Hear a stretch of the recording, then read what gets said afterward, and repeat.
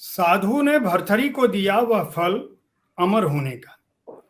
भर्तरी ने रानी को दे दिया, रानी ने प्रेमी को अपने, प्रेमी ने गड़िका को, और गड़िका ने लौटा दिया फिर भर्तरी को। वह भर्तरी को वैराग्य हो आया, वह नहीं समझ पाया हर कोई चाहता है अमर करना प्रेम को अपने। यह कविता है हमारे दौर के महत्वपूर्ण रचनाकार नंद किशोर आचार्य जी की। साहित्य तक के साहित्यिक कार्यक्रम बातें मुलाकातें में मैं जयप्रकाश पांडे आज अतिथि के तौर पर प्रोफेसर नंद किशोर आचार्य जी का बहुत बहुत स्वागत करता हूं। स्वागत है सर आपका। नमस्कार। मैं अपने श्रोताओं को बता दूं कि नंद किशोर आचार्य जी राजस्थान की माटी में पैदा हुए। आपका जन्म 31 अगस्त 1945 को राजस्थान के बीकानेर जिले में हुआ। हालांकि सरकारी दस्तावेजों में जन्मतिथि को लेकर कुछ अंतर है, लेकिन आपने इतिहास और अंग्रेजी साहित्य में स्नातकोत्तर किया। इतिहास में ही आपने पीएचडी की। अकादमिक जगत से जुड़े रहे, देश भर में और दुनिया के बहुत सारे जगहों पर आपके लिखे की, आपके अध्ययन के, आपके विचारों और चिंतन का अपना एक महत्व है। अज्ञेय के चौथे तार सप्तक में आपकी कविताएं शामिल रही हैं। नाटक, आलोचना, संस्कृति, कला, सभ्यता और अनुवाद, कोई ऐसा क्षेत्र नहीं है चिंतन और विचारों का, मानवता और मनुष्यता का, जिस पर प्रोफेसर आचार्य ने कुछ न लिखा हो, कुछ न कहा हो या काम न किया हो। आपकी कविता संकलनों की एक बड़ी लंबी श्रृंखला है। कुछ के नाम मैं बता दूं।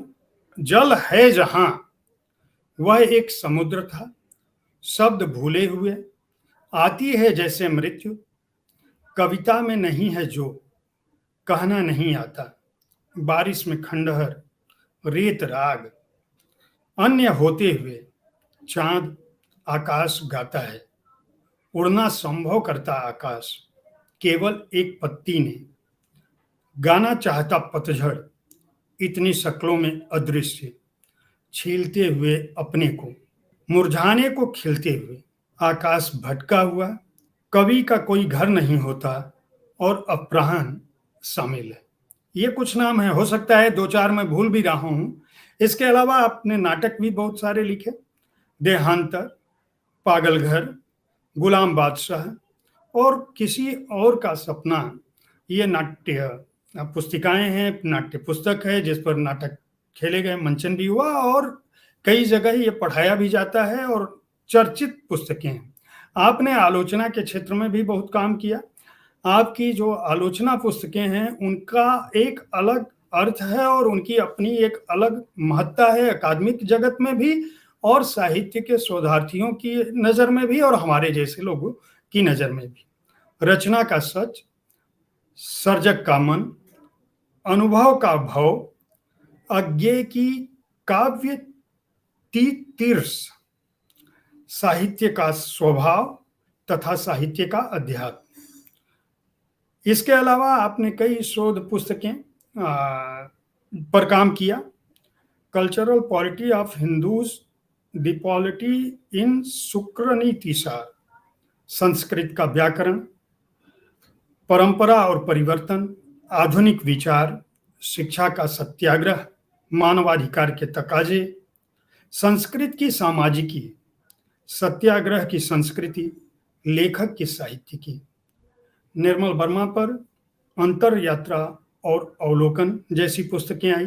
सभ्यता का विकल्प भी एक पुस्तक आपकी रही है। आपने अनुवाद के क्षेत्र में भी ढेर सारा काम किया। जापानी जैन कवि रियोकोन की पुस्तक का भी अनुवाद किया जो सुनते हुए बारिश नाम से प्रकाशित हुई।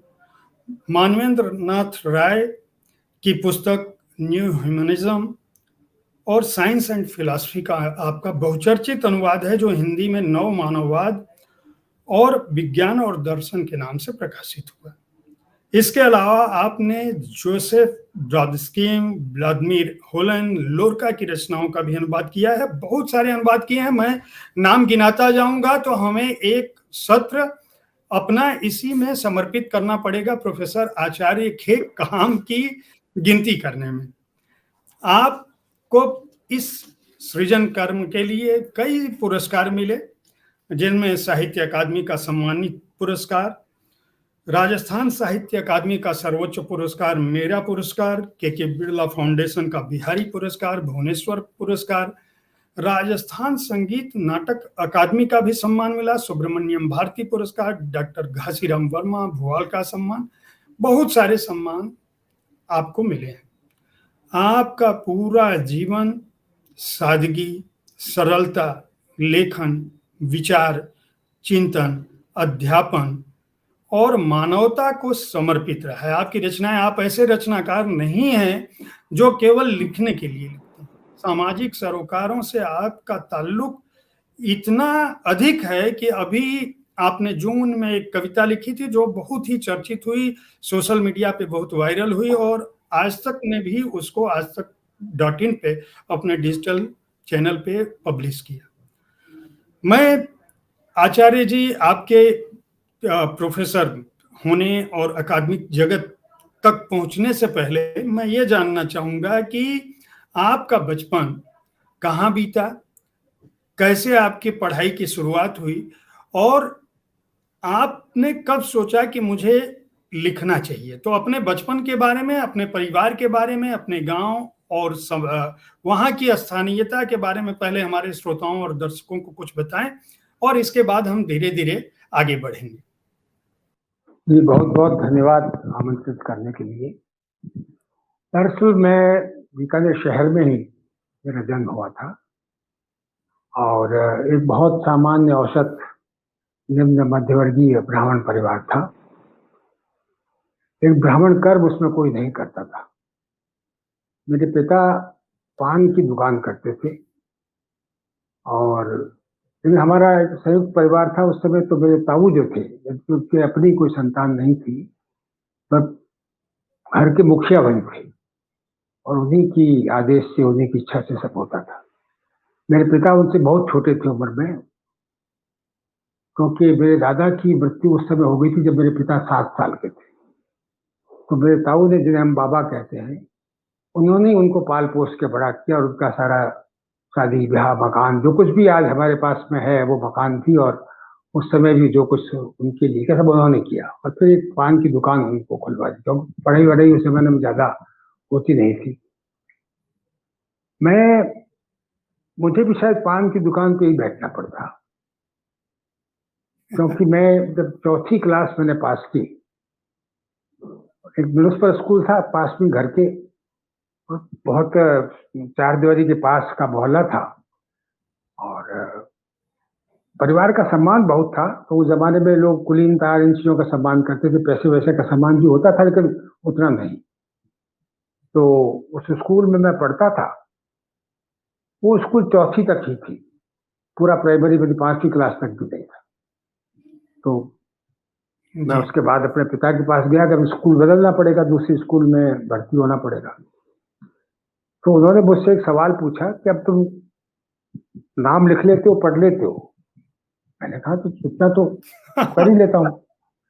तो उनका बस ठीक है, फिर दुकान पे बैठ जाओ, कल से उधार लाए ले जाएं, ले जाएं। पान वान में उधार बहुत चलती है, आसपास के मोहल्ले वाले उधार ले जाते थे, बाद में दे जाते थे।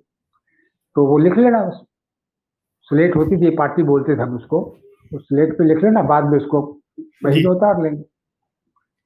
तो मैंने कहा नहीं, मुझे पढ़ना नहीं, कोई पढ़ना वढ़ना नहीं, हो गया बहुत। मैं काफी, हम क्या करेंगे, अभी दुकान कौन संभालेगा, सब आगे यही काम करना है, हमारे पास कहाँ पैसा है पढ़ाने का।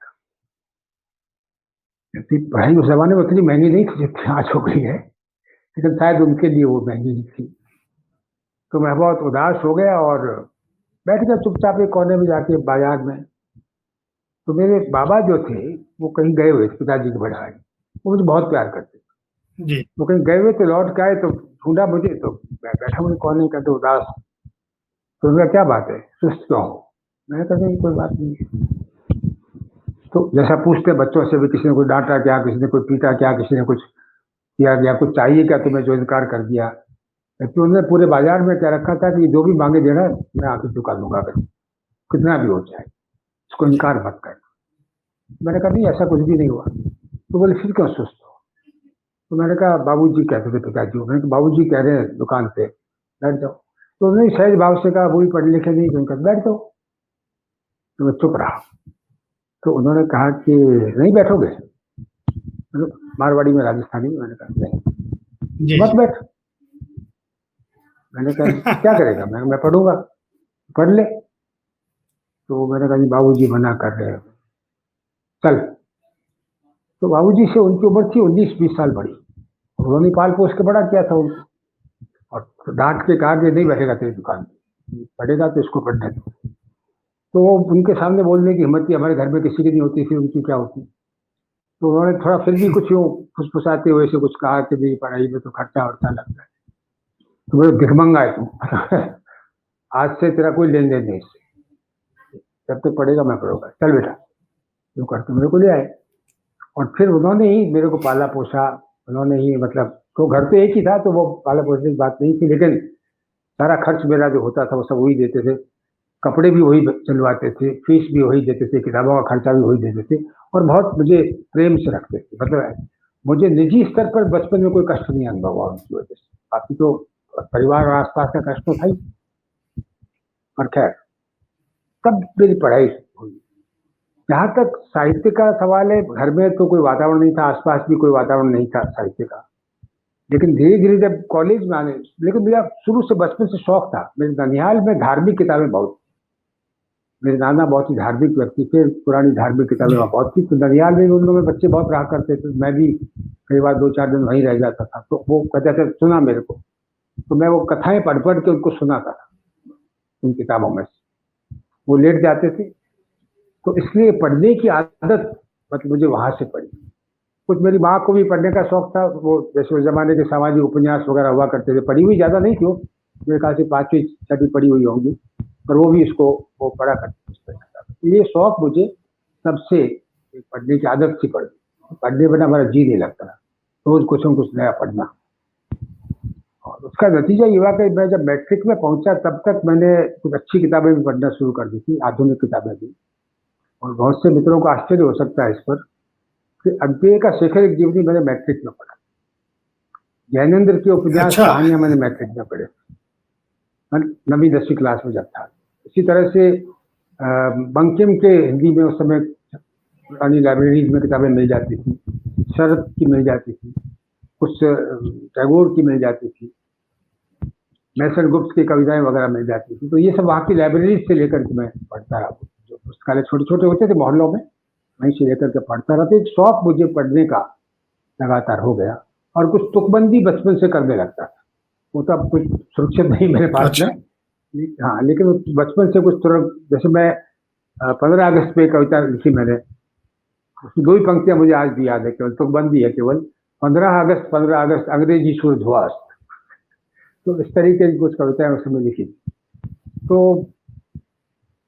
फिर जब कॉलेज में आया तो थोड़ा सा ज्यादा गंभीरता से पढ़ना शुरू किया चीजों को, और लेकिन मैं लेखक बनूंगा ऐसा कोई एहसास नहीं था। लेखक कोई बहुत बड़ी चीज होता है ऐसा दिमाग में इम्प्रेशन था, पता नहीं क्या होते होंगे। बाद में वो इम्प्रेशन काफी डाउन हुआ गया, लेकिन खैर था ऐसा इम्प्रेशन। और फिर धीमे धीमे कुछ लिखना, तुकबंदी से कुछ आगे शुरू किया। उन दिनों में उर्दू साहित्य में भी, खासतौर से उर्दू कविता में मेरी बहुत रुचि हो गई। तो हिंद पॉकेट बुक्स में, अगर आपको याद हो तो, 1-1 रुपए में किताबें छपा करती थी उर्दू पोइट्री जी, की, कालिब की, बेर की, इस तरह की। तो जी, जी। वो मैं खरीद लेता था 1 रुपए में हुँ। और पढ़ता रहता था उनको।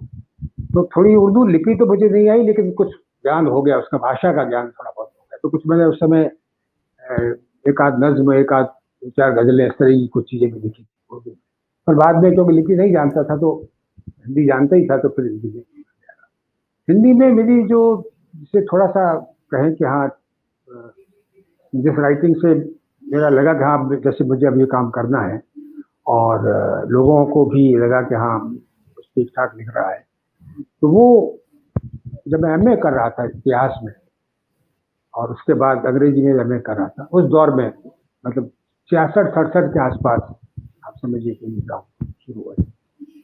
और उन दिनों में क्योंकि अजय को मैं बहुत पढ़ता ही रहता था, और तो हमारे किसी मित्र किसी गोष्ठी में मैंने कुछ बातें कही उनके बारे में। तो एक राजानंद भटनागर करके एक वहाँ लेखक थे, कहानियां कविताएं वगैरह लिखा करते थे। तो उन्होंने वो सुनी बातें, तो उन्होंने सूर्य प्रकाशन मंदिर के जो मालिक थे सूर्य प्रकाश बिस्सा, वो कॉलेज में मेरे दोस्त थे और पारिवारिक सा संबंध था उनसे, जो कॉलेज के जमाने से। तो उन्होंने, और वो उनके भी पब्लिशर थे, तो उन्होंने उसे जाकर कहा कि तुम इस नंद किशोर से अज्ञे की कविता पर एक किताब लिखो। उसने कहा तो आलोचना वगैरह कुछ लिखता नहीं है, तो कविता लिखता है थोड़ी बहुत, और तो कुछ। तो उन्होंने कहा तुम्हें कुछ पता नहीं, तुम उसको प्रेशराइज करके लिखो। तो आया मेरे घर पे और बोला कि इस तरह से मुझे काम करना है। मैंने कहा यार मैं क्या आलोचना लिखूंगा, मैं तो एक तो हिंदी साहित्य का विद्यार्थी नहीं, मैंने कभी हिंदी साहित्य, बीए में भी हिंदी साहित्य नहीं था मेरे, और एमए में भी नहीं है, तो और मैं कोई हिंदी आलोचना की पद्धति वगैरह कुछ जानता नहीं, तो मैं कैसे लिखूंगा। और कविताएं मैं पसंद करता हूँ, इसमें कोई संदेह नहीं है। तो नहीं, वो उनको उन्होंने कहा है कि तुम जो है तुमने कुछ बातें कही थी वहां, तो उनको डेवलप करके और बना दो एक किताब। ये पर लिखने में क्या दिक्कत है? तो मैंने कहा ये पे तो शायद मैं लिख सकता हूँ, मुझे यूँ एक विश्वास अंदर से हुआ, तो इतना पढ़ा था मैंने। तो उसी उनके आग्रह से, उनके दबाव से वो किताब लिखी गई। करीब प्रैक्टिकली उसका पीरियड 1 महीने का था लिखने का। और अच्छा। उसको क्योंकि मैं पहले मैंने एक चैप्टर लिखा उसका, फिर कुछ कहीं बाहर चला गया तो छूट गया, फिर लौट गया तो नहीं, राजानंद भटनागर का ही रोज दबाव आता था, क्या किया आगे, कुछ लिखा, क्या क्या किया। ये करते करते एक दिन परेशान होकर मैंने कहा हाँ मैंने शुरू कर दिया, ये झूठ बोला उससे। तो समझ गए, बोले मैं घर आता हूँ तुम्हारे, कल सुबह देखते हैं सुनते हैं क्या लिखा है। मैं कहा आप क्यों आते हैं, जो मन में आए लिखूंगा। तो हाँ मैं तुम्हें कुछ सलाह थोड़ी दूंगा कि तुम्हें क्या लिखना है, मैं सुनना चाहता हूँ, इसमें क्या है, तुम्हारे घर नहीं आ सकता क्या? आज ये घर आपका है। अब मेरे को चिंता हो गई, मैंने कहा अभी तो आ जाएंगे सुबह, मेरे पास तो कुछ नया है नहीं, तो क्या सुनाऊंगा। तो मैंने रात को बैठ के 8-10 पेज फिर आगे के लिखे, और वो आगे सुबह इधर उधर की बातें करे, बोले यार अब सुना दे, आ गया हूँ तो सुन लीजिए, जब आप इतना आग्रह करते हैं। तो मैं वो 8-10 पेज निकाल के सुना दिया उनको। तो मुस्कुराते बोले ये तो तुमने परसों लिखे थे, फिर कल कुछ नहीं लिखा। मैंने कहा आप समझते नहीं है क्या, आप झूठ बोला था परसों आपसे, मैंने कल ही लिखा, आपके डर के मारे कि आप सुबह आ जाएंगे तो क्या सुनूंगा। बोले मैं समझ गया था और इसीलिए मैं आया। देखिए कितना, मतलब इतना कौन आजकल चिंता करता है यंगर लेखकों, मैं खुद भी शायद नहीं कर पाता। तो उन्होंने कहा कि अब सही हो जाएगी, पूरी शुरू हो गया ना, अभी हो जाएगी। फिर वो 3 सप्ताह में किताब पूरी। तो ये उनके दबाव से लिखी गई किताब थी, और उसके लिए मैं आज भी उनका कृतज्ञ हूँ। अब तो नहीं है इस दुनिया में वो, लेकिन मैं हमेशा बात होती है उस किताब की तो मैं उसे याद करता हूँ। फिर लिखना शुरू हो गया। उन्हीं दिनों में कविता ज्ञानोदय में प्रकाशित हो गई, बांसुरी मोर पांख शीर्षक से। तो वो काफी पसंद की गई लिखतों के द्वारा। फिर ज्ञानोदय में तो एक अंकों में और भी प्रकाशित की कविताएं, कुछ और पत्रिकाओं में लिखने लगा, रेगुलरली छपने लगी। बीकानेर के साहित्यिक जगत में और राजस्थान के साहित्यिक जगत में थोड़ी बहुत पहचान बनने लगी। आपने ये नहीं सोचा कि मैं राजस्थानी में लिखूं, हिंदी में मैं क्यों जा रहा हूं? और फिर आपने बहुत सारा अनुवाद भी किया है दूसरी भाषाओं से हिंदी में। दरअसल उसकी वजह यह है कि राजस्थानी, मेरे पढ़ने लिखने की भाषा सारी हिंदी और अंग्रेजी थी। हिंदी ज्यादा थी, अंग्रेजी भी। राजस्थानी में उस समय बहुत ज्यादा नहीं लिखा जा रहा था, मतलब कविता कहानी तो लिखी जा रही थी, लेकिन बाकी साहित्य आज भी नहीं लिखा जाता। और बाकी जो चीजें हैं, मेरी रुचि क्योंकि जैसा आपने नोटिस किया होगा बहुत ज्यादा फैली हुई है, मतलब कई सारी चीजों में रुचि है, तो उन सब वो हिंदी में और अंग्रेजी में मुझे उपलब्ध होती थी किताबें। और इतना एहसास भी नहीं था हिंदी को, तो मैं अपनी भाषा मानता था, आज भी मानता हूँ। तो इस कारण से मुझे लगा कि मेरे लिए सहज भाषा राजस्थान से अधिक हिंदी है। मैंने कोशिश की, मेरे मित्र थे तेज सिंह जोधा हैं अभी जो, तो उन में अब तो लिखना लगभग बंद सा कर दिया, पर राजस्थानी के बहुत ही महत्वपूर्ण पायनियर पोइट्स में मानता हूँ उनको। तो उन्होंने बहुत आग्रह किया, 1-2 बार मेरे से कहा भी, तो मैंने उनसे कहा मैं तुम्हें राजस्थानी में 1-2 कविताओं का अनुवाद करके भेजता हूँ, तुम देखोगे मैं कर सकता हूँ कभी, फिर लिखने की बात उठेगी। तो मैंने छोटी-छोटी 2-3 अफ्रीकन कविताओं का अनुवाद करके उनको भेजे। वो कोई पत्रिका जी। निकालते थे, उन्होंने ठीक-ठाक करके छाप दिया, कहा नहीं तुम जहाँ हो वहीं ठीक हो। तो मेरी समझ में आ गया कि शायद मेरे लिए मेरी अभिव्यक्ति की भाषा, वो साहित्यिक अभिव्यक्ति की भाषा, वो मेरे लिए नहीं है। लेकिन राजस्थानी से मैं प्रेम मुझे बहुत है, कविता से, पढ़ता बहुत हूँ मैं, अब भी सुनता हूँ। राजस्थानी कवि मेरे बहुत घनिष्ठ मित्रों में हैं। जी, जी। आपने उर्दू, फ़ारसी, अंग्रेज़ी, रूसी विश्व भर के साहित्यकारों को पढ़ा है और कुछ का अनुवाद भी किया है। अगर हम कहें कि किस लेखक के लेखन का प्रभाव आपके लेखन पर आया या किसको पढ़ के आपको लगता है कि नहीं ऐसा लिखा जाना चाहिए या किस भाषा का साहित्य ऐसा है जिसको आप समझते हैं कि ये भाषा में जो साहित्य सृजित किया गया है ये बहुत समृद्ध है और ऐसा साहित्य हमारे यहाँ हमारी भाषा में भी होना चाहिए यानी हिंदी में होना चाहिए? जी, एक्चुअली क्या है कि अगर मैं अपने शुरुआती दौर को याद करूँ और अभी भी मतलब काफ़ी हद तक मैं गालिब को सबसे बड़ा कवि मानता हूँ।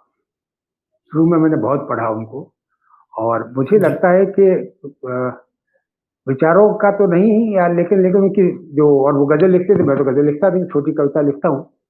लेकिन जी, मुझे लगता है कि कविता में कैसी कसावट होनी चाहिए और कितनी उसमें अंतर्ध्वनियाँ होनी चाहिए।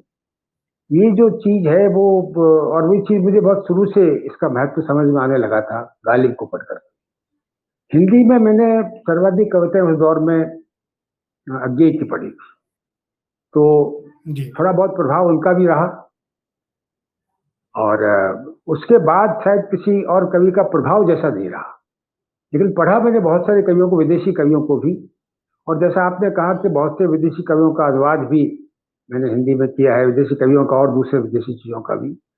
मुझे सर्वाधिक अच्छी लगती है 19वीं शताब्दी की और 20वीं शताब्दी की शुरू की रूसी कविता। श्वेताएवा, इस मंदेलस्ताम, पास्टरनाक, मतलब ये ऐसे कवि हैं जो मुझे लगता है कि ऐसी कविता हमारे यहाँ होनी चाहिए। और यूकान को जब पढ़ा तो वो भी लगा। तो मैंने जो अनुवाद किए वो एक्चुअली किसी दबाव से नहीं किए, मतलब किसी बाहरी दबाव से नहीं किए। मुझे लगता है कि मेरी भाषा में ये अभिव्यक्ति सामर्थ्य आना चाहिए। अभिव्यक्ति की जो भंगिमा है ये हमारी भाषा को और समृद्ध कर सकती है। तो वो मेरी भाषा में कुछ सृजनात्मक जोड़ती है कि नहीं जोड़ती है। अगर नहीं जोड़ पाई इस अनुवाद से तो शायद वो मेरी अक्षमता रही होगी। लेकिन मुझे लगता है कि किसी भी क्रिएटिव राइटर को जब वो अनुवाद करता है तो ये ध्यान रखने की आवश्यकता होती है कि जिस भाषा में वो अनुवाद कर रहा है उस भाषा में कुछ नया अभिव्यक्ति सामर्थ्य उससे पैदा होता है या नहीं होता है। और ये बात मैंने अज्ञे से सीखी।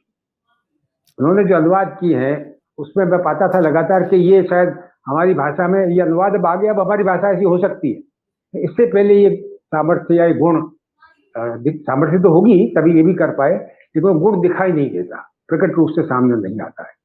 तो ये मुझे लगता है कि अनुवाद करने के पीछे मूल दृष्टि जो है वो रहती है कि जो विचार हमारी भाषा में अभिव्यक्त नहीं हुआ है वो कैसे अभिव्यक्त हो, और अभिव्यक्ति सामर्थ्य की भंगिमाएं उसकी ये मेरी भाषा में कैसे आए, जिस भाषा में मैं लिखता हूँ उसकी कोशिश में ये अनुवाद हुए। उसमें हो सकता है कि थोड़ा बहुत कहीं सफलता मिली हो, और अगर नहीं मिली है तो उसकी जिम्मेदारी मेरी है, उस भाषा की नहीं है जिससे मैंने अनुवाद किए, और ना मेरी भाषा की है। आपने जिन साहित्यकारों के संपर्क में आए वरिष्ठ या समकालीन साहित्यकारों की उनकी कुछ यादें, संस्मरण आपके पास ऐसे हैं जो जिनको आप हमारे श्रोताओं और दर्शकों से शेयर करना चाहेंगे? मैं जिन लोगों की संपर्क, पहले तो मैं अपने शहरी के जो प्रमुख लेखक थे, हरीश बादानी उनमें से प्रमुख थे, और जी, उनके घनिष्ठ संपर्क में रहा, उनके साथ वातायन से भी जुड़ा, उनकी जो पत्रिका थी उससे भी ऑफिशियली नहीं जुड़ा लेकिन दूसरे स्तर पे जुड़ा।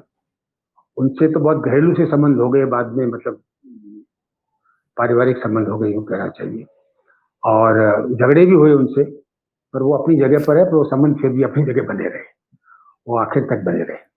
तो वो उनका मैं समझता हूँ, जबकि उनके मेरे विचारों में बहुत मतभेद थे, और भी कई चीज़ों को लेकर, पर वो प्रेम और स्नेह बराबर बना हुआ था। इसी तरह से तो थोड़ा बहुत, लेकिन उस तरह के संस्मरण अगर मैं कहूँ तो अज्ञे जी के साथ में बहुत रहा, उनके संपर्क में मैं आया। जब किताब मैंने लिखी थी तो वो उनको, देखिए मुझे जो कहा गया किताब लिखी, तब डॉक्टर पूनम दहिया जी हमारे वरिष्ठ मित्र थे, बड़े थे मुझसे, वातायन के संपादक थे वो करीब बालाजी के साथ जी में। जी तो उन्होंने, वो बीकानेर में थे, बाद में उदयपुर चले गए। ये पीयूष दहिया लेखक जो है वो उसके पिता थे वो। जी तो जी उन्होंने मुझे ये कहा कि जब तुम लिख रहे हो किताब अगले जी पे तो मिल लो जाकर के। मैं- मैंने कहा नहीं नहीं, मैं मिलूंगा नहीं, मुझे मिल के क्या करना है, मैं जैसा सोचता हूँ वैसा लिख रहा हूँ। तो एक्चुअली मिलने के पीछे संकोच ये था, जो मैंने कहा पूनम जी से, मैंने कहा सुनते हैं वो बहुत अहंकारी हैं, मिलते नहीं है, मतलब जो अफवाहें अज्ञे के बारे में चलती थी। जी जी तो अब छन करके बीकानेर तक पहुंचती थी। हम तो बीकानेर से बाहर तो कहीं जोधपुर तक गया था मैं पढ़ने लिखने के लिए, बाकी तो कहीं गए नहीं थे। तो मैंने कहा ये पता नहीं चलेगा। और मेरे मन में इस लेखक का इतना सम्मान है, इसलिए मुझे लगता है कि ऐसा लेखक हो नहीं सकता अहंकारी, लेकिन अगर जी निकल आए तो फिर मैं जिंदगी भर उनका सम्मान नहीं कर पाऊंगा। और अगर मैं वो, तो मैं जिस लेखक का इतना सम्मान करता हूँ उसको क्यों मैं रिस्क में डालूं, मुझे क्या करना है मिलकर हम्म, के। तो खैर किताब लिखी तब तक वो फिर चले गए थे, छपी तब तक अमेरिका, बर्कले में। तो मेरे प्रकाशक ने, को मेरा मित्र भी था, वो बड़ा उत्साही था उस किताब को लेकर के। तो उसने वो कहा कि हम भेज देते हैं वहीं पर। अरे मैंने कहा यहाँ आएंगे तब दे देंगे, अब अमेरिका कहाँ भेजोगे, कब पहुंचेगी, क्या होगा। बोले तुम्हें कुछ नहीं करना है, तो तुम तो खाली इस पे लिख दो उनके लिए, बस श्रद्धापूर्वक। तो उनको किताब उन्हीं को डेडिकेटेड थी, तो उसके नीचे मैंने साइन कर दिए। और उसने हवाई डाक से भेजी होगी उस जमाने का, बहुत पैसा लगता था, तो भेज दी उसने। उसके बाद एक वो लिफाफा आता था, इंडियन लेटर, विदेशी इस तरह का, अरेबियन क्या कुछ कहते जी थे जी उसको। वो लाया कि इस पे लिख दो कि मैंने ये पुस्तक भेजी और वो राय दे तो बहुत अच्छा लगेगा। अरे मैंने कहा यार वो जवाब ववाब दे दिया तो फिर वही समस्या पैदा हो जाएगी। बोले यार क्या हो जाएगी, तुम इतना सम्मान करते हो, भेज रहे हो तो ये लिखने में क्या हर्ज है। वो लेके आया लिफाफा, वो लिख, वो दोस्ती ऐसी थी ना कि हमारे बहुत अनौपचारिक सी दोस्ती, प्रकाशी की नहीं था केवल, थोड़ा बड़ा था, 2-3 साल उम्र में मुझसे, तो एक बड़पन भी भाई का रखता था। तो खैर वो लिखवा दिया। उसका जवाब आया कि काफी समय तक। तो मैंने कहा देख हो गई नहीं वही बात जो मैंने तुमसे कहा था, अब मेरे तो मुसीबत कर दी तुमने। बोले नहीं, हमने अपना हम्म, काम किया, वो ठीक, वो आए नहीं आए क्या करना। एक दिन अचानक लगभग 4 महीने, 3.5-4 महीने बाद में एक पत्र मुझे उनका मिला, जो उन्होंने एथेंस से लिखा था। उन्होंने लिखा आपकी पुस्तक मुझे मिल गई थी और मैंने उसको पेट्रोल करके, क्योंकि मैं अपना सारा काम समेट रहा था उस समय अमेरिका से, बर्कले से, जी तो वो समेटने हम्म, में थोड़ा व्यस्त था। तो मैं सरसरी तौर से देख लिया, लेकिन पूरा ढंग से पढ़ी नहीं थी। फिर रास्ते में मैंने किताब अपने साथ रख ली यात्रा में, इस बीच में पूरा पढ़ भी लिया इसको। और अब एथेंस से ये पत्र आपको, यहाँ कुछ दिन रहूंगा तो मैं आपको पत्र लिख रहा हूँ, तो जो विलंब हुआ उसके लिए आप क्षमा करेंगे। फिर खैर किताब के बारे में था जो भी था, तो काफी पसंद आई थी उनको। लेकिन ये और फिर उसी में उन्होंने कहा कि मैं हो सकता है देश लौट रहा हूँ और लौट के राजस्थान में ही आना हो कहीं, तो आपसे भेंट हो सकेगी ऐसी उम्मीद करता हूँ। वो फिर जोधपुर आके, जोधपुर यूनिवर्सिटी में रहे थे कई दिन तक, तो मेरी जी पहली जी मुलाकात उनसे वही हुई थी। और पहली मुलाकात के बाद से ही मुझे तो सारे जो पूर्वग्रह बना रखे थे लोगों ने, वो सारे एक ही झटके में, मतलब एवोपरेट हो, इसे अंग्रेजी में एवोपरेट होना कहता है, ऐसे हो गए। क्योंकि आ, लगातार मेरे बहुत अच्छे संबंध उनसे बने रहे। मैंने कभी ये नहीं पाया कि किसी ने, मैं तो अपनी असहमतियां भी खुल के व्यक्त करता था उनके सामने, उनसे भी जो असहमतियां होती थी वो भी कहता था, हंसी मजाक भी करते थे उनके सामने। लेकिन कभी मुझे नहीं लगा कि उन्होंने किसी बात का बुरा माना या कोई रिजेंटमेंट शो किया। उनके साथ काम करने का मौका मुझे मिला एवरीबेंस में, नया प्रतीक में भी मैं सहायक संपादक रहा उनका। पर इस सारी दौरान में लगभग आप देखिए कि उनकी मृत्यु तक, ये 1971 से बता रहा हूँ मैं आपसे, लेकर के उनकी मृत्यु तक मैं लगातार उनके संपर्क में रहा हूँ। उसके बाद जो उनके साथ काम, उनके एक साथ एक घर में रहा लगभग साल भर। और वाह मुझे कभी नहीं लगा कि इस तरह का कोई अहंकार मैंने उनमें देखा है। मैंने ये पाया कि जो लोग मिलने आते थे, बहुत दूर दूर से लोग मिलने आते थे, तो जब वो जाते थे तो वो उनसे पूछते थे कि आप कैसे जाएंगे, आपको यहाँ के बस वगैरह का कुछ नंबर वगैरह पता है कि नहीं है। और काफी दूर तक उनको किसी बस स्टैंड तक जाकर के छोड़ के आते थे अपनी गाड़ी में। खासतौर जो ओह! गाँव वगैरह से लोग आते थे बहुत सारे, और उनका जी, जी। वहाँ उनको गाड़ी का बस का नंबर बता के वहाँ कोई खड़ा होता तो उसको कहते थे ये बस आई तो उनको चढ़ा देना, मतलब ये सब करके लौटते। तो मैंने तो नहीं पाया, उनके यहाँ जो काम करते थे 2-3 जो सहायक कर्मचारी, इतना ख्याल करते थे।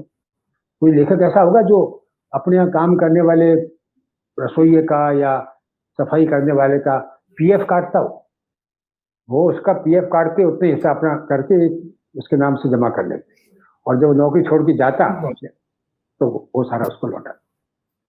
बल्कि एक गोविंद सिंह करके था उनके यहाँ काम करे हुआ, पता नहीं कब से काम कर रहा था वो, उसका जब मन आता वो चला जाता, पहाड़ी था, जब मन आता लौट आता, बिना सोचना थी आ गया हूँ। अगर उस समय कोई दूसरा भी आदमी रखा हुआ है तो गोविंद सिंह को बना ही नहीं, वो तो रहेगा। वो दूसरे आदमी से वो कहते भाई यहाँ 2 आदमी की आवश्यकता तो है नहीं, तो तुम अब जो है वो लेकिन जब तक तुम दूसरा काम ना ढूंढो तब तक तुम नहीं रहो। एक माधो सिंह करके एक दूसरा नौकर था, गोविंद सिंह आ गया तो उन्होंने माधो सिंह से यही बात कही, उसने कहा ठीक ही बात है। तो उसने इधर उधर जाके कहीं दूसरे का काम ढूंढ लिया, वही पहाड़ी था, काम ढूंढ लिया, चला गया। 10-20 दिन बाद वो लौट आया, बोला मेरा मन नहीं लगता वहां, तो बिल्कुल मतलब उनका स्वभाव अच्छा नहीं, तो कोई बात नहीं तुम कुछ दिन और रह लो, फिर कभी देखना। तो उस तरह कुछ दिन और रहा वो। तो इतनी उदारता अपने परिवेश में रहने वाले लोगों के साथ में, अपने अपने बोलते वरना नौकर है उसको पैसा दिया जाओ तुम हमारा क्या काम, जैसे आजकल हम देखते हैं वो, ये जो व्यवहार था इतना मानवीय व्यवहार देखा मैंने। और कभी भी उनको कोई बीमार हो गए, कोई तबीयत खराब हो तो खुद जाके ध्यान रखना, उसको दवा देना, सब कुछ करते। तो मैं ये समझता हूँ, और नए लेखकों के साहित्य में तो उनकी बड़ी रुचि रहती, लगातार चाहे उनसे बात हो या ना हो, लेकिन बराबर देखते रहते थे क्या हो रहा है क्या नहीं हो रहा है, ये सारी चीजें थी।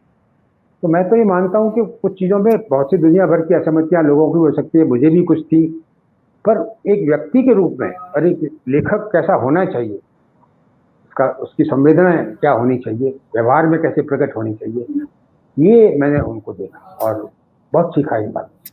निर्मल वर्मा से हुआ, जी, जी, सर्वेश्वर जी से निर्मल हुआ, वर्मा। जी, जी। सर्वेश्वर जी से बहुत घनिष्ठ संपर्क हुआ, तो मुझे हाँ, नंदू ही आपने कहते थे। लिखा भी। जी, जी। तो ये सब तो बड़े लंबे चौड़े संस्मरण। आपकी एक कविता है, अभिधा में नहीं। मैं श्रोताओं को अपने सुना दूं। जी जो कुछ कहना हो उसे खुद से भी चाहे, व्यंजना में कहती है वह, कभी लक्षणा में, अभिधा में नहीं। लेकिन कभी कोई अदालत है प्रेम जैसे, कबूल अभिधा में जो कर लिया, सजा से बचेगी कैसे।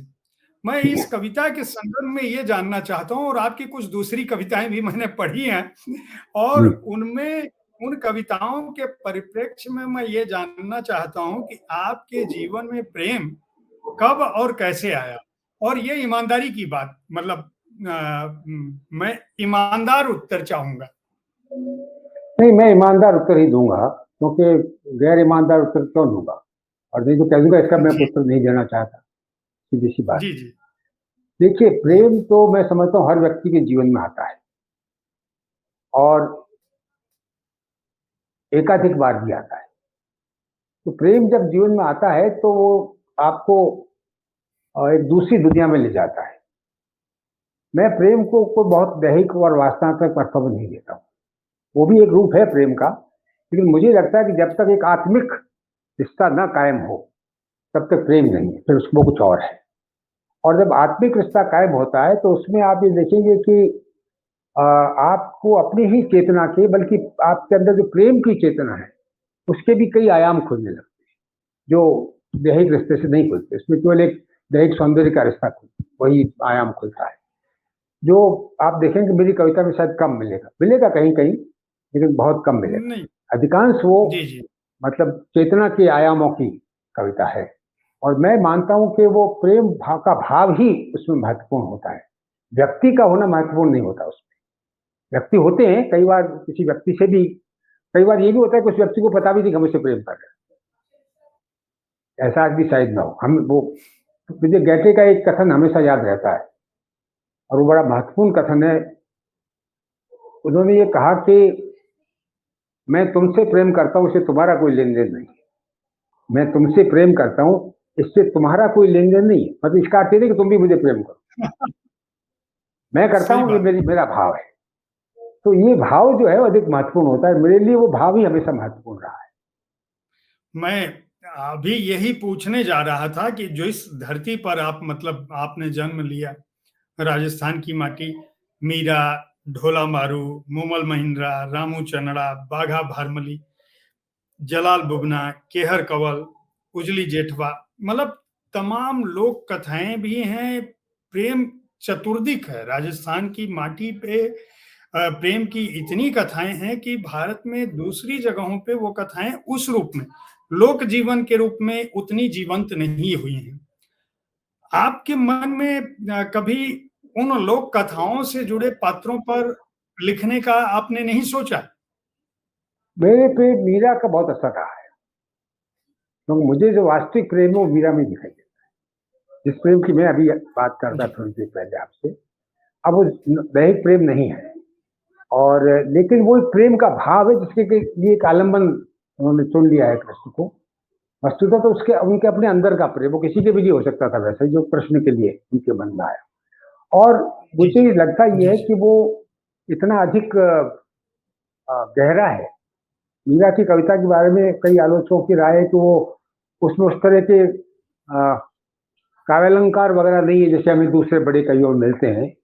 तो मुझे लगता है कि उसमें गहराई जो है, अलंकार का होना तो इसलिए होता है कि गहराई जहाँ कम हो उसको अलंकार से पूरा करो। अलंकार शब्द का अर्थ ही यही है कि उसको पूरा करना, अलम करना, जी, उसको पूरा कर देना। जी। तो यहाँ पर गहराई इतनी पूरी है तो उसे और किसी अ, सहायक आलम्बन की आवश्यकता नहीं रहती है। तो मुझे लगता है कि मीरा, अगर आप गौर करेंगे तो ये पाएंगे कि शायद मीरा का प्रभाव भी आप ढूंढ पाएंगे मेरी कविता में, सीधा नहीं लेकिन इस प्रेम भाव के रूप का। इसीलिए मैंने कहा ना कि उसमें आपको दैहिक प्रेम की अभिव्यक्तियां कम मिलेगी, मिलेगी और वो भी जीवन में रहा ही है, जी, शादीशुदा हूँ, बच्चे हुए, सब हुआ है, तो वो भी रहा ही है जीवन के अंदर। लेकिन वो जो प्रेम का भाव है, प्रेम की जो एक भावात्मक अनुभूति है, वो अधिक महत्वपूर्ण होती है, वही मनुष्य में होनी चाहिए। उसके बिना तो सब चीजें बड़ी होती है, और मानवीय जगत में भी मिलती है। लेकिन आपकी जो बात आपने एक कही कि कविता उन है। कथाओं को लेकर के, वो कभी मेरे आया नहीं मन में, सोचा भी नहीं। कुछ मेरे मित्र लिख जी, रहे थे, जी, लिखा है, नाटक वगैरह भी लिखे उन्होंने, जेठा उजली वगैरह को लेकर के, तो मुझे लगा ये लोग लिख रहे हैं तो जी, ठीक है। फिर मुझे ये भी लगा कि अगर मैं उसे हिंदी में लिखूंगा तो शायद न्याय नहीं कर पाऊँ, क्योंकि वो उन कथाओं का जो सारा परिवेश है, और जो जी, जी। अगर भाई नाटक नाटक लिखूंगा तो सामने आमने डायलॉग भी होंगे सब, अब वो मेरे वाली हिंदी में तो डायलॉग कोई बोलेगा नहीं, जाहिर है। तो शायद मैं वो सही बात। करने में समर्थ नहीं होता, या करता तो वो कुछ ऐसी चीज नहीं बन बन पाती, ऐसा मेरा ख्याल था। तो इसलिए मैंने ऐसी कोशिश नहीं की। आपकी एक बड़ी छोटी-सी कविता है यादों में। आप उस कविता में लिखते हैं, एक उदास गंध है, सूख कर झरे सपनों की, दरख्त की। खुशबू के रंगों की यादों में डूबा है जो। प्रेम का, उदासी का यह जो बिंब है, वह आपकी कविताओं में कहाँ से उतरता है? कहीं-कहीं ठीक है, आगे से आपने संबंध बताया, लेकिन उदासी का यह उदात्त भाव, आत्मिक भाव, एक उदासी से जो राग आपकी कविताओं में दिखता है, अलग तरह का राग, जिनमें जो उदास करके निराशा में नहीं धकेलता, उम्मीद की तरफ धकेलता है या इंतजार की तरफ धकेलता है, या वह उन्मुक्त करता है, मुक्त करता है। यह भाव कैसे है? मुझे लगता है ये शायद उर्दू कविता का प्रभाव है। आप ये जी, देखेंगे कि उर्दू में विरह की जितनी कविताएं हैं, जितनी अच्छी शायरी विरह की उर्दू में हुई है, जी, उतनी शायद मिलन की नहीं हुई। क्योंकि जी, विरह में एक, और विरह का तात्पर्य बहुत गहरा है, मतलब ये पूरी पूर्ण मानवीय, या कहें पूरे अस्तित्व की चेतना से भी विरह का भाव हो सकता है जी, ये। जी, जी, क्योंकि मनुष्य जो है जब इस दुनिया में है तो अपने को पूरी दुनिया से अलग भी महसूस करता है और जुड़ा हुआ भी महसूस करता है। न जुड़ पाने जी, का जो दर्द है वो जिस उदासी को पैदा करता है, लेकिन साथ में जुड़ पाने की आकांक्षा है इस पूरे जी, अस्तित्व के साथ में एक हूँ, ये भाव मुझ में आना चाहिए। ये जो आकांक्षा है और ऐसा न हो पाने के कारण से जो विफलता है उसकी उदासी है। तो ये दोनों चीजें एक प्रकार से मैं मानता हूँ कि, और ये मुझे सबसे अधिक उर्दू कविता मुझे पसंद ही इसीलिए थी सबसे ज्यादा, क्योंकि उसमें मुझे ये लगातार मिलता है। और दूसरी बात जो आप देखेंगे वो इसमें कुछ भक्ति काव्य का भी आप प्रभाव देख सकते हैं अगर चाहें तो। अब मैं इतना खुल के मुझे अपने बारे में नहीं कहना चाहिए, जो लोग नहीं नहीं देखते नहीं हैं वो पता नहीं मैं कहाँ कहाँ से इस क्या ढूंढते हैं। नहीं नहीं मैं उस बात को समझ रहा था। मैं आपको अभी अगला मैं इसी पर आने वाला था कि भक्ति और सूफी, जो चूंकि आपने उर्दू साहित्य का अध्ययन किया है, और मैं मेरी अपनी समझ यह कहती है कि सूफीवाद जो है और जो भक्ति काल है, दोनों में कोई अंतर नहीं है। प्रेम नहीं, सूफीवाद का मैंने भी एक, अध्ययन किया है काफी। जी, तो और वो वो मुझे लगता है आपके, कि भक्ति में देखिए, भक्ति के बारे में ये जो कहा जाता है कि भक्ति पांचवा पुरुषार्थ, जी यानी भक्त जो मुक्ति नहीं चाहता, यानी मुक्ति तो मिलन है, बस, पूरा मिलन हो गया ईश्वर से, तो वो कहता है कि मुझे मुक्ति नहीं चाहिए, मैं तो भक्ति में ही रहना चाहता हूँ, स्मरण में ही रहना चाहता हूँ, उसकी यादों में ही रहना चाहता हूँ। तो अब ये जो चीज है, ये अगर आधुनिक कविता में आपको कहीं दिखाई देती है, हमारे यहाँ दरअसल इतना स्थूल प्रभाव देखने की आदत हमारी आलोचना में है कि बहुत गहरे प्रभावों को, उन प्रभावों से लेखक ने क्या किया है, उनको किस तरीके से एक नए आयाम दिए हैं, नया रूप दिया है, इसकी तरफ वो ध्यान नहीं करते। कविता मैंने कहा कि उसमें अंतर्ध्वनियां बहुत महत्वपूर्ण होती है कविता के अंदर। उन अंतर्ध्वनियों को बिना पहचाने तो बाहरी होता है, कभी कभी वो भी महत्वपूर्ण कविता हो सकती है, लेकिन तात्कालिक संदर्भ की कविताओं का एक तात्कालिक संदर्भ ही ज्यादा महत्वपूर्ण रहता है, तात्कालिक महत्व ही ज्यादा उसका रहता है। कभी कभी उसमें अच्छी चीज भी निकल आती है, स्थायी चीज भी, लेकिन ये जो बातें हैं ये उस कविता को एक स्थायी महत्व भी देती है। और वही चीज है जो आपकी उस पर्टिकुलर कविता की रेंज को कहां तक ले जाती है। चाहे वो आज व्यक्ति लिख रहा है, लेकिन अगर वो आज लिख, देखिए मैं एक उदाहरण देता हूँ आपको, मेरी कविता से नहीं, मैं अशोक वाजपेयी की कविता से उदाहरण देता हूँ। वो खुद चौंक गए जब मैंने उनको ये बात कही। तो उनकी एक कविता में लिखा है कि हो सकता है कि हम लौटे अगले जन्म में और तुम्हारे बगीचे में किसी पेड़ पर बसेरा करें और तुम ही हमें नहीं पहचान पाओ। इस तरह की कविता है। मैं जब वो कविता पढ़ रहा था जी तो जी मुझे है। रसखान याद आ गए। बसेरा शब्द आते ही रसखान याद आ गए।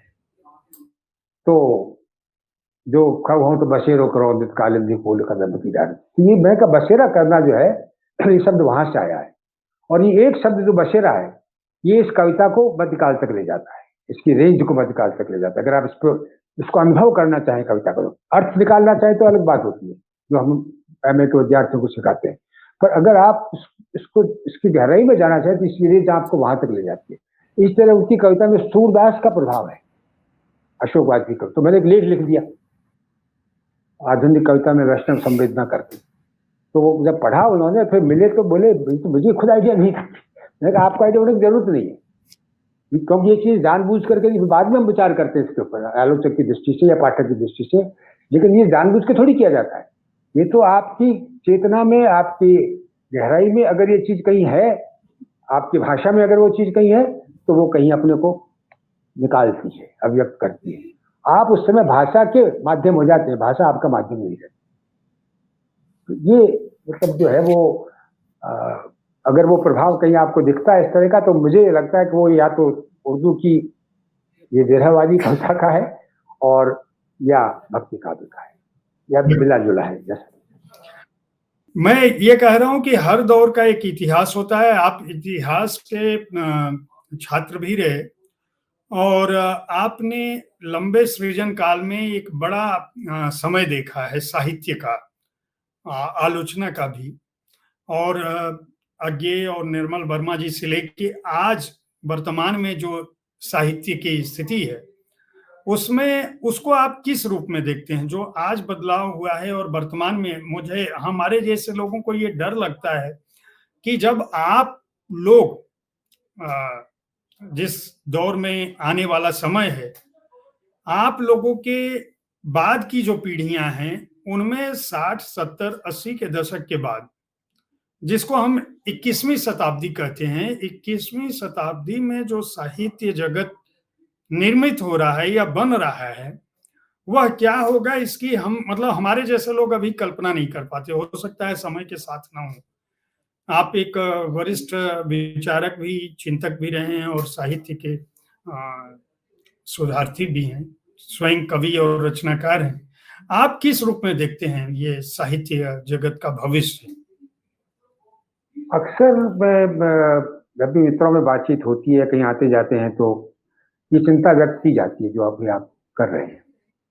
पर मैं पांडे जी, एक तरह से मैं बहुत ही अदम्य आशावादी व्यक्ति हूँ, और मैं इतिहास में पतन की सारी गहराइयों में जाने के बावजूद भी मैं पाता हूँ मानवता अपने को खड़ा करती है। और पूरा पूरा जो इतिहास है वो मनुष्य के विकास का, मनुष्य की चेतना के विकास का इतिहास है।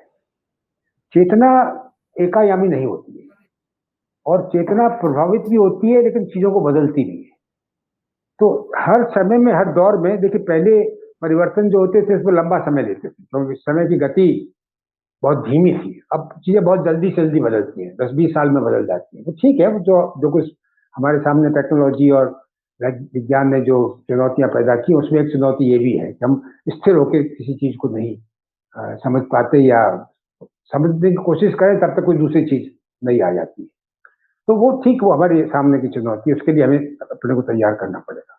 पर मैं ये मानता हूं कि सृजनात्मकता, क्यों, मनुष्य का गुण ही सृजनात्मकता है। वो वही चीज है जो उसे मनुष्य बनाती है, वही चीज है जो, और ये प्रारंभ से देखेंगे आप, मानवता का विकास, अगर मैं अध्यात्म वगैरह की बात न भी करूं, शुद्ध डार्विनवादी भाषा में बात करूं, तो भी मैं ये कहूंगा कि उसमें एक सृजनात्मकता है, लगातार अपने परिवेश के साथ में इंटरेक्शन करने की, उसमें से अपने लिए रास्ता निकालने।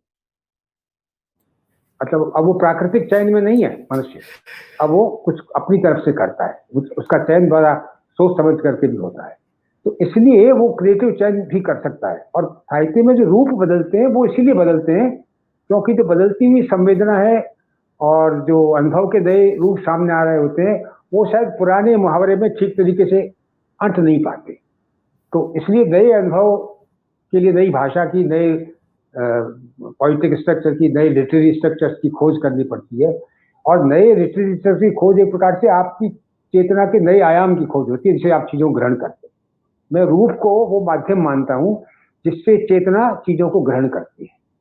तो ये जो चेतना ग्रहण करती है चीजों को, उस रूप में जो परिवर्तन होता है, तो जिन चीजों को ग्रहण कर रही है उनका भी एक नया रूप सामने आपके आता है, हमेशा एक नई चीज सामने आती है। क्योंकि किसी भी चीज को जैसी वो है वैसी आप कभी नहीं पहचान पाते, कभी जान नहीं पाते। ये तो विज्ञान सिद्ध कर चुका है। हमेशा आपके देखने का जो यंत्र है, अनुभव करने का जो यंत्र है, वो जितना समर्थ होता है उतना ही आप उसको देख पाते हैं, क्योंकि वो हमेशा बीच में है। जो तथ्यात्मक चीज है उसके और या आपके बीच, आपकी चेतना के बीच वो लगातार रहता है। तो इसलिए वो यंत्र जो है उसमें परिवर्तन होना स्वाभाविक है, क्योंकि अब वो कुछ ऐसा हो गया कि जो पुराने यंत्र से समझ में नहीं आ रहा, पकड़ में नहीं आ रहा। तो इस कारण से मैं ये मानता हूं कि अभी भी बहुत से ऐसे, मुझे कविताएं कभी कभी पढ़ता हूँ बीच में, तो लगता है क्या कितना अजीब तरीके से इस चीज को समझाए, बिल्कुल नए तरीके से समझाए, हमने शायद उस तरह नहीं समझा था। इसमें मुझे श्री अरविंद की एक बात याद आती है अक्सर, जब भी ये होती है कि गिर रहा है, अब उठ रहा है साहित्य पर, इस तरह की जब बातें होती हैं, तो मुझे श्री अरविंद की एक बात याद आती है जो फ्यूचर पोइट्री में उन्होंने लिखी कुछ ऐसे के अंदर। उसमें उन्होंने कहा कि देखिए, पश्चिमी साहित्य में होमर और सोफोक्लीज से बड़ा कोई लेखक नहीं हुआ, सारा साहित्य उसी से निकलता है। अंग्रेजी में भी शेक्सपियर वगैरह को उन्होंने गिना भी, ये इतने बड़े माने गए कि आगे इनसे बड़ा तो कोई लेखक, कोई बड़ा से बड़ा नाटककार भी शेक्सपियर जैसा तो नहीं हुआ। हमारे यहाँ भी वाल्मीकि, व्यास से बड़ा कोई लेखक नहीं हुआ। अब हम कहेंगे कि कबीर है, मीरा है, सूर है, तुलसी है, जो मध्यकालीन जो बड़े लेखक हमारे हैं, आज उनको चाहे छोड़ दे, उतना बड़ा न भी माने। तो ये भी जो लेखक हैं, उन्होंने कहा ये भी क्या उनसे बड़े हैं, लेकिन उन्होंने कहा उसके बावजूद इनका महत्व है। और इसलिए महत्व है कि कुछ चीजें ऐसी हैं, कुछ अनुभव ऐसे हैं, कुछ अनुभव की प्रक्रियाएं ऐसी हैं जो वाल्मीकि और व्यास में नहीं है, को तुलसी और सूर में ही है। ये उनका वैशिष्ट्य है, वो उतना महानता उसमें ना आई हो, लेकिन एक जो वैशिष्ट्य है उनका अपना, और ये वैशिष्टि इस युग में ही संभव हो सकता है जिसमें वो थे। इसी तरह से आधुनिक कविता में या आज की कविता में भी जो वैशिष्ट आ रहा है वो समय के कारण से आ रहा है। तो वो उससे हमें उस वैशिष्टि को समझना है। ये नहीं समझना है कि अब ये जैसा कवि निराला जैसा कवि नहीं हुआ तो क्या कविता लिखना बंद कर दें? क्योंकि नया जो रूप सामने आता है वो आपको लगेगा कि आपका जो महानता का जो या महान कविता का जो आपके सामने दिमाग में जो संकल्पना है उस पर खड़ा न भी उतरता हो, लेकिन आप ये पाएंगे कि उसमें कुछ ऐसा जरूर है जो वहां भी नहीं है। तो मैं उस चीज पे गौर करता हूँ कि क्या आज की कविता में हमें कुछ भी वैसा नहीं दिखाई देता, हम जिस पे निराश हों? मुझे तो दिखाई देता है और लगता है कि ये हमें इसी दृष्टिकोण से कविता को दिखाना चाहिए या साहित्य के और रूपों को दिखाना चाहिए। जी, मैं अगर ये पूछूं, आप चूंकि देखिए आपका दोनों दखल जो है वो इतिहास में और साहित्य में बराबर है, आलोचना और चिंतन में है, कविता में है, तो मेरे सवाल भी आपसे अलग-अलग तरह के हो सकते हैं। मैं अगर आपसे ये कहूं कि इतिहास के 5 नायकों को चुनना हो और 5 बड़े साहित्यकारों को, तो कौन सा नाम आप चुनना चाहेंगे? कौन से 5 नाम? मानव सभ्यता के इतिहास के 5 नायक जो सियासी तौर पे नायक हों और 5 वो साहित्यकार जिनको आप ये मानते हैं कि ये बड़े साहित्यकार हैं, इनके अलावा मतलब ये नहीं होते तो साहित्य नहीं होता या मानवता नहीं होती। अब ये तो देखिए अलग-अलग भाषाओं में पूरी दुनिया का तो मैं क्या कह सकता हूँ, साहित्य के बारे में तो पूरी दुनिया की भाषाएं हमारे सामने है, उसके बारे में तो कोई भी निर्णय इस तरह का कर सकना मुश्किल है। अपनी भाषा के बारे में कह सकता हूँ, लेकिन इतिहास का अगर आप कहेंगे तो मुझे इतिहास में, जो कि साहित्यकारों की बात नहीं कर रहा, लेकिन इतिहास में मुझे सर्वाधिक महत्वपूर्ण व्यक्तित्व बुद्ध लगते हैं, महावीर लगते हैं, ईसा लगते हैं, गांधी लगते हैं। ये ऐसे लोग हैं जिनके बिना मैं मानव इतिहास की कल्पना नहीं करता। मैं अलेक्जेंडर के बिना और नेपोलियन के बिना और हमारे यहाँ के महान जो राजा हुए, साम्राज्य निर्माण जिन्होंने किया, उनके बिना मानव इतिहास की कल्पना कर सकता हूँ। वे न भी हुए होते तो कोई बहुत लंबा चौड़ा फर्क नहीं पड़ने वाला था, पर ये लोग ना हुए होते तो शायद बहुत कुछ हम नहीं जान पाते, बहुत कुछ हमारा जीवन कुछ और होता। और साहित्य का जहाँ तक सवाल है, मैंने कहा सब भाषाओं के बारे में तो कहना मुश्किल है, क्योंकि इतनी भाषाएं, और ये तो दावा करना गलत होगा कि ये 5 ही सबसे श्रेष्ठ है। जिनके बारे में जानते नहीं उनको अवॉइड करके मैं कैसे कह सकता हूँ कि यही श्रेष्ठ है। पर मुझे जिनको मैं जानता हूँ, जिनको मैंने पढ़ा है, उनमें मुझे सर्वाधिक 5 अगर नाम सुनने हो, ये बड़ा विचित्र प्रकार का मामला है नाम सुनने का, तो मुझे उसमें व्यास लगेंगे। व्यास को मैं सबसे अधिक महत्व दूंगा। उसके बाद में दूसरा नाम जो लूंगा वो वाल्मीकि का लूंगा। व्यास का मैं पहला ले लूँ, देखिए कायदे से तो बाद के, पर मैं उनका पहला नाम, क्योंकि मैं उनको वाल्मीकि से बड़ा दर्जा देता हूँ जहाँ तक साहित्य का प्रश्न है। और तो वाल्मीकि होंगे, कालिदास होंगे, मेरे अपने देश के और वही गिना सकता हूँ। फिर मेरी राय में गालिब होंगे। तो ये मतलब ऐसे लेखक हैं जिनके बिना है अज्ञेय होंगे, तो उनके बिना हम आधुनिक साहित्य की तो कल्पना ही नहीं कर सकते। पूरे आधुनिक साहित्य की कह रहा हूँ, खाली कविता की नहीं, सिवाय नाटक के शायद हर क्षेत्र में उन्होंने पायनियरिंग काम किया है, जो पायनियरिंग भी और श्रेष्ठ भी। नाटक छोड़ दिया जाए तो उपन्यास, कहानी, कविता, आलोचना, संपादन, इन सब चीजों में, अनुवाद, सब में पायनियरिंग काम। इतिहास की सबसे बड़ी गलती अगर मानना हो तो आप मतलब इतिहास में, तवारीख में जो दर्ज हैं गलतियां, उनमें सबसे बड़ी गलती कौन सी हो सकती है अगर आपके हिसाब से मैं पूछूं? राज्य संस्था का निर्माण और उसका ताकतवर होना। यह एक सर्वतः मतलब एक ऐसा उत्तर है जिसकी मैंने कल्पना नहीं की थी। इसकी वजह यह है कि वो निरंतर शक्ति में वृद्धि करने की प्रवृत्ति होती है राज्य। ये सत्ता का स्वभाव है और वो मनुष्य को मनुष्यता से एक दर्जा नीचे समझता है, चाहे उसी पर निर्भर करता हो, उसको असहाय बना देता है। और ज्यों ज्यों राज्य की शक्ति में वृद्धि होती है त्यों त्यों ऐसा होता गया। आज लोकतांत्रिक कहे जाने वाले राज्यों में भी ये हमको दिखाई देता है। मैं अभी आप तत्काल आपकी एक नई कविता आई थी, मरण वक्तव्य, आपने जून में लिखी थी, 4 जून को। यह कविता बहुत वायरल हुई सोशल मीडिया पे भी। बहुत सारे लोगों ने, जो चिंतक विचारक हैं, पत्रकार हैं, सामाजिक कार्यकर्ता हैं, उन लोगों ने शेयर भी किया था। हमने भी आज तक पे उस कविता को लगाया था। कुछ उस कविता की मैं पंक्तियां अपने श्रोताओं के लिए पढ़ना चाहता हूँ। भाई नहीं, माफ करें मीलाड, भूल से कह गया भाई, सुना था भाई भुजा होता है, आप तो प्रभु हैं। हाँ मीलाड, हाँ मीलाड, मैं अपने पूरो होशो हवास में दे रहा हूं यह मरण वक्तव्य। हाँ हाँ, डाइंग डिक्लेरेशन ही।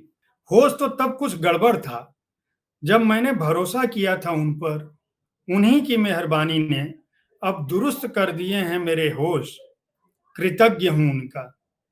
मुझे मालूम है सिरफिरे कुछ तोहमत लगाएंगे, धंधा है ये उनका। कहीं हवा के, कहीं दवा के नहीं होने को हत्या कहेंगे वे इसे।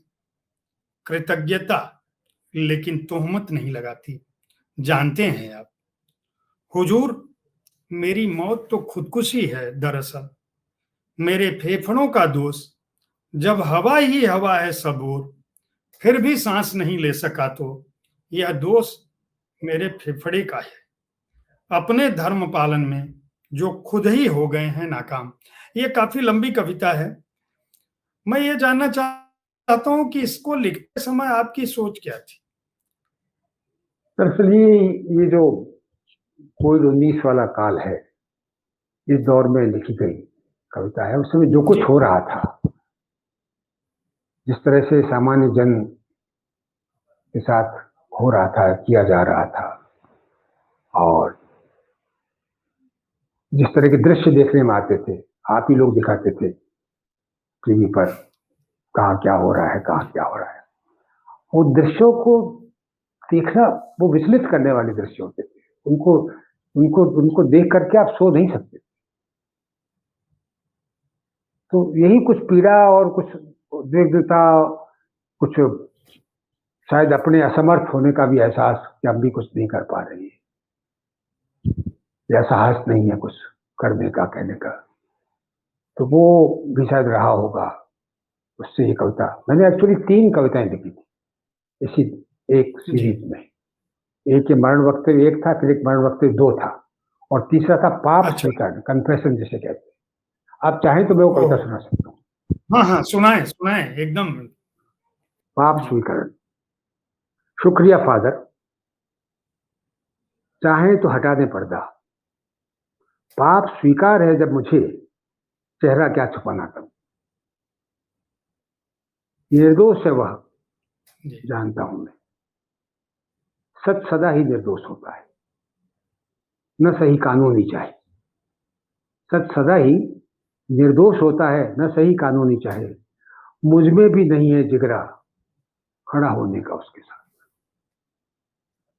सच सदा ही निर्दोष होता है, कानूनी न हो चाहे। मुझ में ही नहीं है जिगरा खड़ा होने का उसके साथ।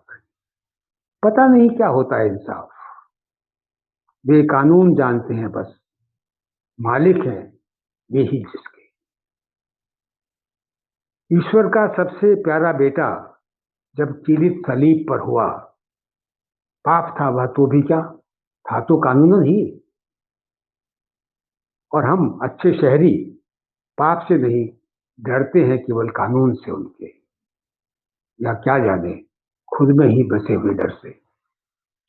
पिता से मांगी अपने क्षमा जो उसने, वो काम के ही लिए थी क्या वह, या हमारे भी लिए थी।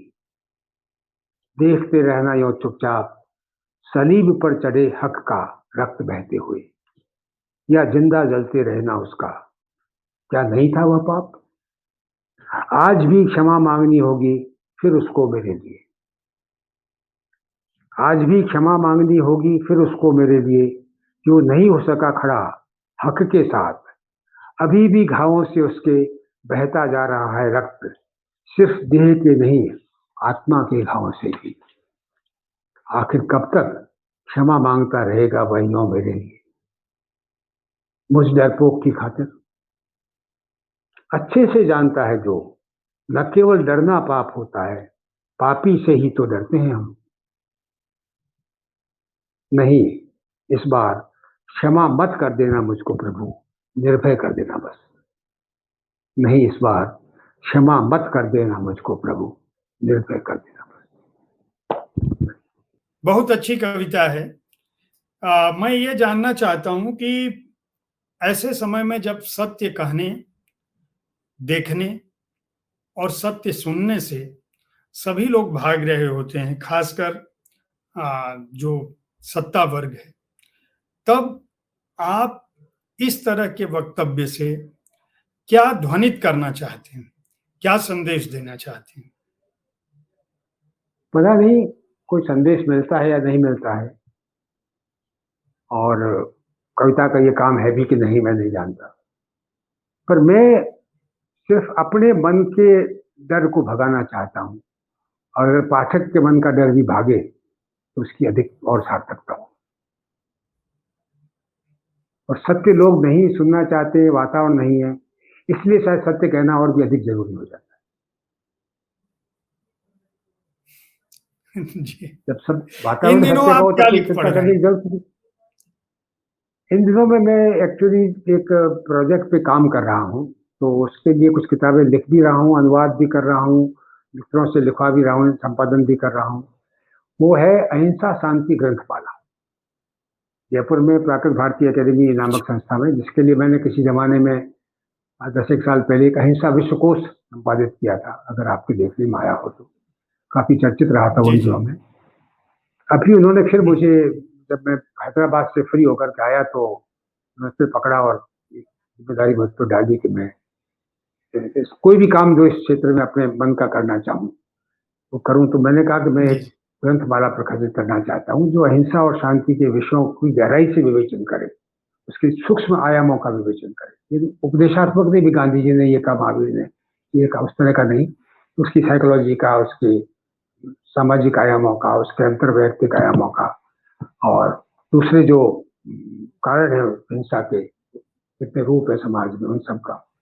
तो उन्होंने कहा ये बहुत अच्छा है, हमारे लिए करिए। तो ये काम मैं उनके लिए कर रहा हूँ, जिसमें करीब 22 किताबें मैंने तैयार कर दी हैं ओह, पिछले 1.5 साल में, वाह, और ये बहुत बड़ा उसमें काम। 14 पुस्तकें प्रकाशित हो चुकी हैं ऑलरेडी, बाकी प्रेस में चल रही है। और मेरा ख्याल है कि और लोग भी लिख रहे हैं, मैं भी लिख रहा हूँ, तो कुछ और चीजें उसमें शामिल हो जाएंगी। तो अभी जी कितना हो पाता है नहीं जानता, पर क्योंकि वो 3 साल के लिए मैंने उनसे कहा है कि हाँ मैं इस समय तक रह सकता हूँ आपके साथ में, पता नहीं क्या हो। तो मन मेरा ये है कि मैं इन 3 सालों में 50 किताबें लगभग बना दूं इस तरह की। अब आप देखेंगे इसमें जो किताबें हैं, अगर मैं उनके शीर्षक बताऊं आपको, तो जैसे इसमें एक किताब है, पीटर सिंगर की किताब का अनुवाद किया है, लाइफ यू कैन सेव, जी। तो उसका हिंदी अनुवाद किया वो मैंने ही किया। और फिर एक किताब यूं की किताब है, अनडिस्कवर्ड सेल्फ, उसका मैंने अनुवाद किया है अज्ञात आत्म के नाम से।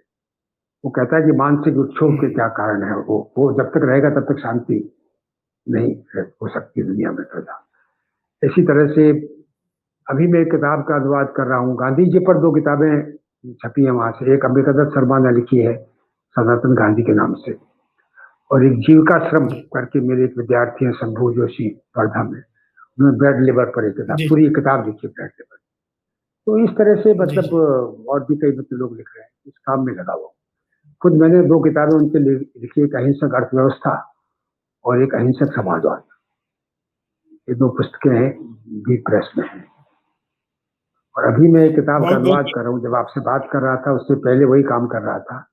वो बिपिन जी चंद्र जी। पाल की किताब है, उसका अच्छा। शीर्षक है किताब का स्वदेशी राज्य। उन्होंने 1907 में 5 व्याख्यान दिए थे मद्रास में इस विषय पर। आपको याद होगा जी, बंग जी। भंग के बाद में आंदोलन हाँ, चला था स्वदेशी का बंगाल के अंदर भी, और तो स्वदेशी को लोग मानते भी गांधी जी का कॉन्सेप्ट है, लेकिन वो वहां से शुरू होता है दरअसल। गांधी जी फिर उसको अपने हिसाब से डेवलप करते हैं, ठीक वैसा ही नहीं है, लेकिन उसकी उसका बीज वहीं पर है। और स्वराज जो है स्वदेशी के बिना संभव नहीं है, इस चीज को एस्टेब्लिश करते हैं उसके अंदर। तो मुझे लगा कि ये चीज भी सामने आनी चाहिए, क्योंकि विपिन चंद्र पाल को तो मानते हैं कि अग्रमपंथी थे, जबकि वो कह रहे हैं कि नहीं, हम जो करेंगे नॉन वायलेंट मीन्स से करेंगे। तो वो चीज भी वहां है। और 1907 में वो पुस्तक प्रकाशित हो गई है, जब गांधी जी ने हिंद स्वराज नहीं लिखा था। जी, जी। तो जब उसमें स्वदेशी का जिक्र भी है, बंग भंग का जिक्र भी है हिंद स्वराज में, और स्वराज का जिक्र भी है, लेकिन ये दोनों शब्द जो है ये उनसे पहले दोनों पद प्रचलित हैं, और इनकी व्याख्या भी की गई है। गांधी जी उनकी व्याख्या को और विस्तार देते हैं और सूक्ष्मता देते हैं। मुझे लगा वो भी पता होने चाहिए लोगों को। तो अनुवाद लगभग पूरा हो चुका है, ज़रूर। तो शायद अगले आ जाए। ये काम अभी तो कर रहा हूँ, कविता वगैरह भी कम लिख पा रहा हूँ। अकादमिक जगत जो है और जो आलोचना जगत है और जो साहित्यिक वर्ग है, बहुत सारे लोग आपको कहते हैं कि नंदकिशोर आचार्य जी वामपंथी हैं, बहुत सारे कहते हैं कि गांधीवादी हैं, बहुत सारे कहते हैं कि मानवतावादी हैं। आप स्वयं आपको अपने को किस जगह पाते हैं? तो मैं ये कह रहा हूँ कि मनुष्य के एक बहुत ही मतलब जटिल संरचना है उसकी, उसके बहुत सारे आयाम होते हैं। हम उसको बिना किसी एक घेरे में डाले जैसे पहचान नहीं पाते, तो अनास्वस्थ रहते हैं कि हम इसको क्या कहें। तो उसको कहिए कि ये एक ऐसा मनुष्य है जो सभी तरफ से प्रभाव ग्रहण करता है, और उसको जो ठीक लगता है उसे स्वीकार करता है। और एक किसी घेरे में बांधना, किसी एक तर्क प्रणाली में बांधना, ये तो मतलब एक तरह का फांसीवाद है। वो फांसीवाद किसी प्रकार दक्षिणपंथी भी हो सकता है और वामपंथी भी हो सकता है। तो मैं ये मानता हूँ कि जीवन जो है वो कोई इस तरह का फार्मूला नहीं होता है जीवन का, गांधी जी ने बता दिया वो जीवन है, मार्क्स ने बता दिया वो जीवन है, या किसी और ने, शंकराचार्य ने बता दिया वो जीवन है। इन सबका अपना अपना महत्व है, और मैं अपने जीवन में जहां मुझे वो लगता है कि मेरे जीवन को सार्थकता दे सकता है कोई भी चीज, तो मैं स्वीकार करता हूँ। पहले गांधी जी को ही लोग पता नहीं क्या क्या कहते थे, वामपंथी लोग ही उनको साम्राज्यवादी एजेंट बताते थे, पूंजीवाद का एजेंट बताते थे। स्वयं सोवियत रूस ने बताया। आज कोई नहीं कहता, आज उनके नए आयाम हमारे मतलब उन्हीं लोगों की चेतना के नए आयाम है। गांधी जी तो वही है, कोई नया उन्होंने सही स्पीच तो किया नहीं है, लेकिन उन्हीं के समझ में आया कि अब ये हमने उस समय गलत समझा। तो मुझे लगता है कभी मतलब, और ये इसलिए होता है क्योंकि हमने हमेशा उनको एक घेरे में बांध के देखने की कोशिश की। मैं तो अपने को मानवतावादी भी नहीं कहता, क्योंकि मैं तो पूरी पूरी अस्तित्व मात्र की चिंता करता हूँ। नई मैं पीढ़ी को कुछ संपूर्णतावादी संदेश हूँ देना समझ, हो तो ऐसी मेरी हैसियत नहीं कि मैं कोई संदेश उनको दे सकूं, लेकिन मैं ये मानता हूँ हर आदमी को अपने प्रति प्रामाणिक होना चाहिए। अगर वो अपने प्रति प्रामाणिक है तो सबके प्रति प्रामाणिक। आपसे बात करके बहुत अच्छा लगा। मैं अपने श्रोताओं को बता दूं कि अगले बुधवार ठीक इसी समय ऐसी ही किसी एक शख्सियत के साथ मैं फिर उपस्थित होऊंगा। तब तक साहित्य तक जरूर देखें और हर बुधवार ठीक 9 बजे हमसे इस कार्यक्रम में जरूर जुड़ें। हम साहित्य जगत, संस्कृत जगत की किसी न किसी शख्सियत के साथ आपसे जरूर मुखातिब होऊंगा। धन्यवाद।